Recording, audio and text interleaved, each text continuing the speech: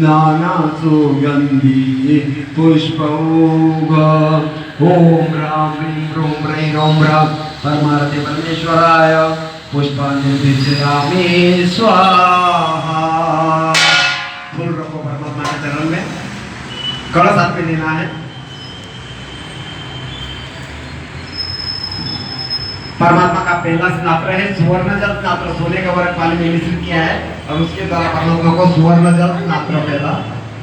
पवित्र तीर्थ नीरेण गंध पुष्पाणि संयुते पतज्जलं बिम्बोपरि सहिरण्यं मात्रपूतनाम्